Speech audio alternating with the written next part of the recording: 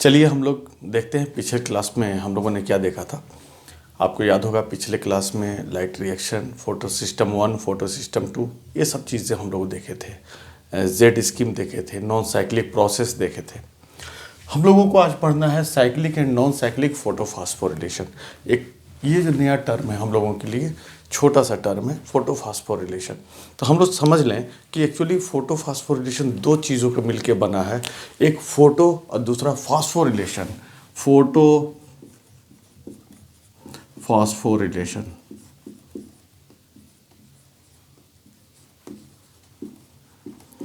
Photo का मतलब होता है लाइट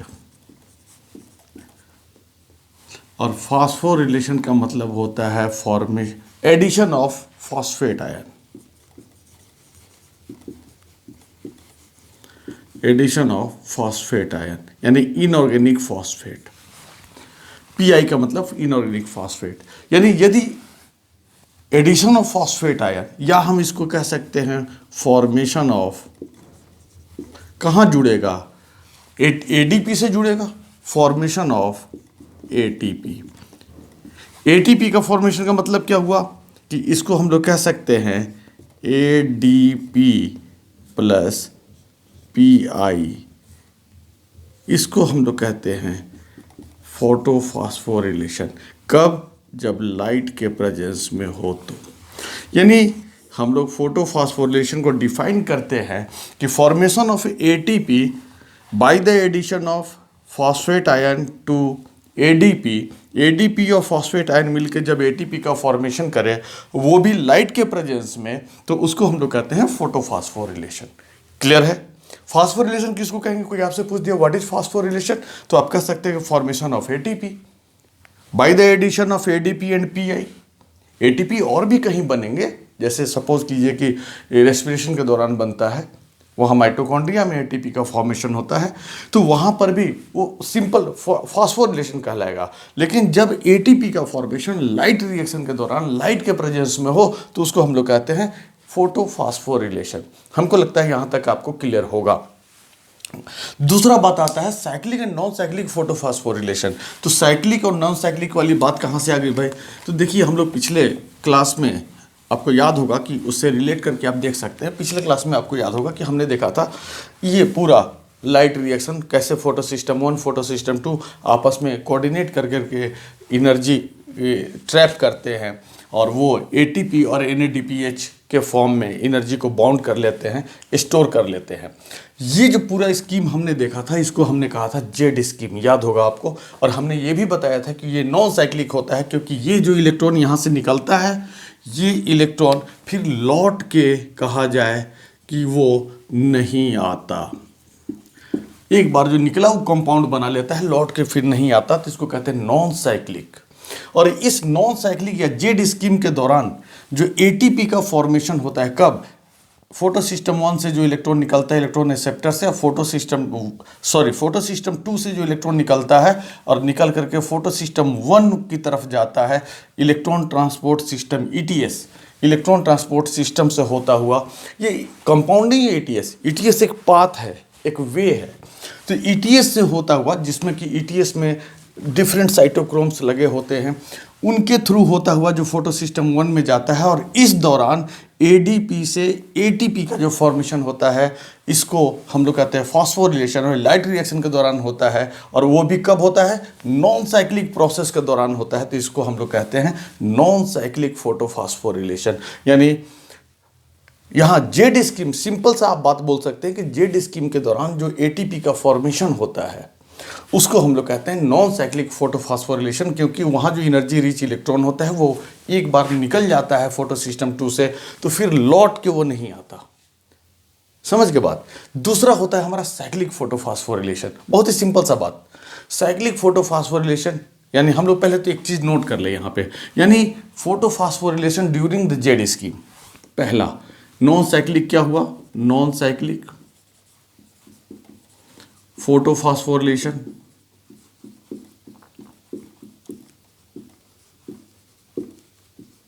कब? यानी formation of ATP during Z scheme, है ना, या फिर कहें लाइट रिएक्शन।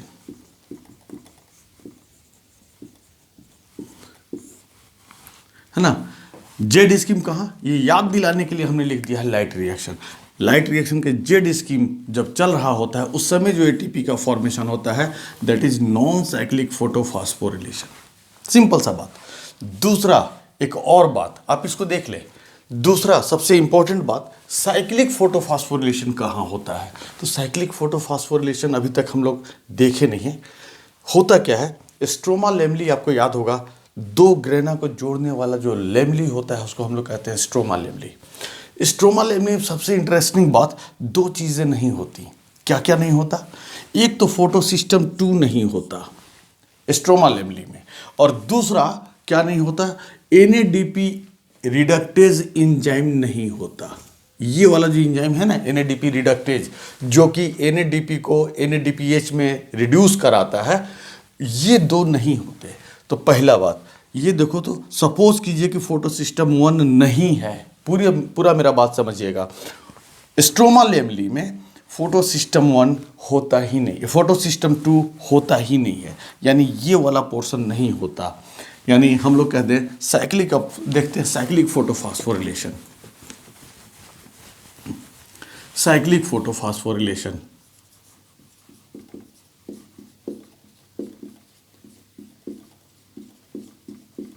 फास्फोरिलेशन साइक्लिक में क्या होता है, एक्चुअली ये जनरली कहाँ, दोनों जगह होता है, ग्रेना में भी होता है, स्ट्रोमा लेमली में भी होता है। तो इन stroma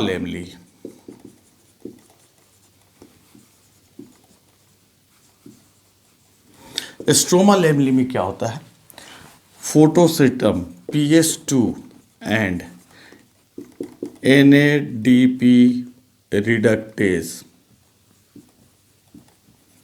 enzyme are not present,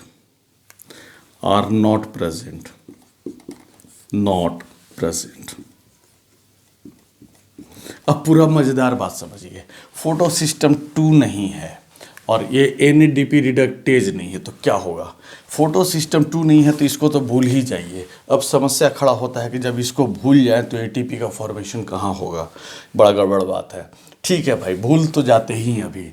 और दूसरा बात, एनएडीपी रिडक्टेज नहीं है तो इसको भूल जाइए कि ये भी एनएडीपी का फॉर्मेशन भी नहीं होगा। तब क्या होगा, तब उस समय क्या होगा कि फोटोसिस्टम 1 तो होता है ना, फोटोसिस्टम 1 पे लाइट पड़ेगा, ये एनर्जी एब्जॉर्ब करके अपने 2 इलेक्ट्रॉन निकालेगा, और निकालेगा तो इसको कोई इलेक्ट्रॉन सप्लाई करने वाला नहीं है। तो ये एक उपाय सोचता है कि इसका जो एनर्जी रिच इलेक्ट्रॉन यहाँ पहुँचता है इलेक्ट्रॉन एक्सेप्टर के पास, वो घूम के फिर से अपने, कहा जाए कि फिर से वो फोटोसिस्टम फिर से वो लौट के यहीं आता है। और जब लौट के आता है अपने, इसके 2 इलेक्ट्रॉन लौट के आते हैं, तो यहाँ एनर्जी हाई है, यहाँ एनर्जी कम है। तो इस दौरान क्या होता है कि ये साहब ADP प्लस PI मिल के ATP का फॉर्मेशन करते हैं। दूसरा कोई चारा ही नहीं है भाई, ये सिस्टम है, लाइट पड़ रहा है तो एनर्जी एब्जॉर्ब करेगा ही करेगा, इसके इलेक्ट्रॉन निकलेंगे ही निकलेंगे। और यहाँ पर सपोज कीजिए NADPH है नहीं, तब तो ये तो बड़ा मुश्किल वाला बात हो जाएगा। तब ये क्या करता है, इलेक्ट्रॉन बहुत देर तक अपनी एनर्जी को स्टोर करके रख नहीं सकता, कहीं ना कहीं एनर्जी इसको रिलीज करना पड़ेगा, तो फिर से ही एनर्जी रिलीज करके यहाँ लौट आता है। और वो जो एनर्जी रिलीज होता है वो ADP और PI दोनों मिल करके ATP का फॉर्मेशन करते हैं। यानी यहाँ पर अब फिर से ये इलेक्ट्रॉन जंप करेगा। इस तरीके से ये साइक्लिक प्रोसेस चलता रहता है। इसको भूल जाइए, ये बार बार साइक्लिक प्रोसेस चलता रहता है। वैसे कंडीशन में ATP जब फॉर्म होता है तो इसको कहते हैं साइक्लिक फोटोफॉस्फोरिलेशन, है ना। तो ये कहाँ होता है साइक्लिक फोटोफॉस्फोरिलेशन? एक तो हमको याद हो गया स्ट्रोमा लैमेली में। क्यों होता है वो स्ट्रोमा लैमेली में? क्योंकि फोटो सिस्टम 2 नहीं होता वहाँ स्ट्रोमा लैमेली में। और क्या नहीं होता? NADP रिडक्टेज एंजाइम नहीं होते। तो क्या होगा, यहाँ पर लाइट पड़ेगा फोटो सिस्टम 1 पे, फोटो सिस्टम 1 से 2 इलेक्ट्रॉन निकलेंगे, इलेक्ट्रॉन रिसेप्टर पे जाएंगे, फिर यहाँ से ये रिटर्न आएगा। क्योंकि यहाँ पर ये एनर्जी लेकर के ऐसे यहाँ पे तमाशा तो कर नहीं सकता, उसको बहुत हड़बड़ी रहता है कि एनर्जी भर गया, अब हम क्या करें क्या करें।